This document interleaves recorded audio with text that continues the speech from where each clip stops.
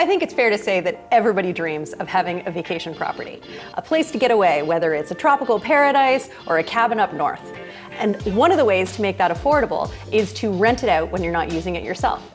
So today we're going to talk about my top 5 tips for designing a rental property. Tip number 1, heads and beds needs to equal bums and seats. You're going to earn more the more people you are able to accommodate in your space. So recently, we designed a property for some clients in Barbados. It has 3 bedrooms. It has 3 bedrooms. 2 of them have a queen-size bed for couples, and the one in the middle actually has 2 twin bunk beds, so that means 4 kids total. But what we also did was design a custom sleeper sofa for the living room. So all told, you can sleep 10 people at this property. But that's just at bedtime. You need to make sure that during the day, you've got enough accommodation for people to be sitting and enjoying the space as well. Nothing is going to ruin a vacation more quickly than, on top of being stuck inside in the rain, not being able to seat everybody comfortably while they're there. So when we were planning this space, we made sure that there were enough seats for 10 people to sit and watch TV together and 10 people to sit at the dining table together.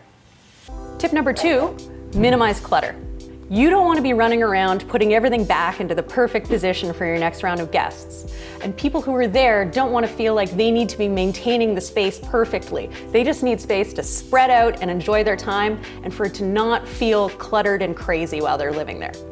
As an example, in the kitchen we designed for this beach house, we didn't include upper cabinets because you don't need a ton of stuff in these kitchens. You need the basics to be able to cook a meal when you decide to stay in. If I was designing this kitchen for a family home, I probably would have provided shelves for display and easy access to items. But instead, we kept it plain and simple, and it keeps the focus on the view outside. Tip number 3, add little luxuries. People are renting a home because they don't want to stay in a hotel. They want something that feels a little personalized and a little warm and cozy. For this property, we had 3 bedrooms, and we deliberately designed each with a unique palette, art, and little throw pillows, soft decorative touches. That means that everybody gets a sense that this is our space. It's a personalized experience. Tip number 4, function first. As much as you might want to create a beautiful space, you are looking to maximize your bottom line, which means that spaces that are used less frequently can be smaller. As an example, our washrooms on this project are quite tight quarters. And that's because they're not going to be used a lot during the day. You're getting in there, you're brushing your teeth before bed, quick shower in the morning, and you're out and enjoying your day. When you're designing a smaller space, I recommend sticking to a bright and cheerful palette. That doesn't mean you need to sacrifice on style. By using 3 distinct tiles, this space has character while still feeling breezy and open. Tip number 5, make the most of your environment. At the end of the day, you can make your rental property as beautiful as possible, but your guests are there for the location. So make sure you give them opportunities to enjoy it when they're at the property as well as when they're out and about.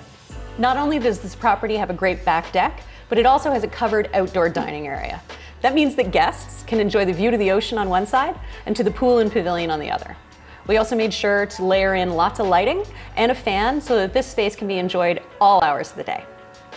Of course, you can personalize your space any way you want, but I think if you bear these 5 tips in mind, you're going to maximize not only your own enjoyment, but your rental income when you're away.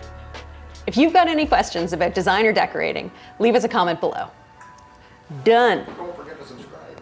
Don't forget to subscribe and make sure you always like my videos and nobody else's. Yeah.